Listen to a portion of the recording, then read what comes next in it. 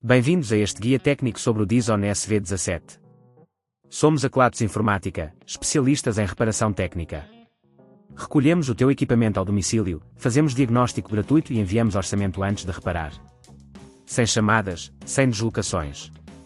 Estamos localizados na Cal Joaquim Maria Lopes 26, Madrid. Cómodo, transparente e profissional. Link na descrição. O seu Dyson SV17 faz um barulho estranho durante a limpeza. Este sintoma pode ocorrer por várias razões, como um motor desgastado ou obstruções nos filtros. Se não resolvermos este problema a tempo, pode levar a danos mais sérios no aparelho, tornando a reparação ainda mais complexa e dispendiosa. Para realizar a reparação, vamos precisar de algumas ferramentas básicas. Tenha à mão uma chave de fendas Phillips, uma chave de fendas plana, um multímetro e, claro, um novo motor original para o seu Dyson SV17. Primeiro, comece por desligar o equipamento e remover a bateria. Isso é essencial para garantir a sua segurança durante o processo.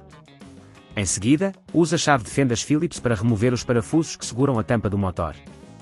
Uma vez que os parafusos estejam soltos, levante a tampa com cuidado, evitando danificar as partes adjacentes. Agora, localize o motor que parece estar a causar o barulho. Normalmente, estará situado na parte inferior do aparelho. Se neste ponto achares que é demasiado complexo, lembra-te que na Kelatos recolhemos o equipamento no teu domicílio e devolvemos-te reparado. Para extrair o motor, desconecta os cabos, lembrando-te de anotar a posição de cada um para a nova instalação. Utilize a chave de fendas plana para ajudar a soltar o motor, se necessário, mas tenha cuidado para não danificar as peças circundantes. Uma vez que o motor esteja solto, retire-o da sua posição e substitua-o pelo novo motor. Certifique-se de que está bem fixo e reconecta os cabos conforme anotou anteriormente. Agora, antes de fechar o aparelho, teste se o novo motor está a funcionar corretamente.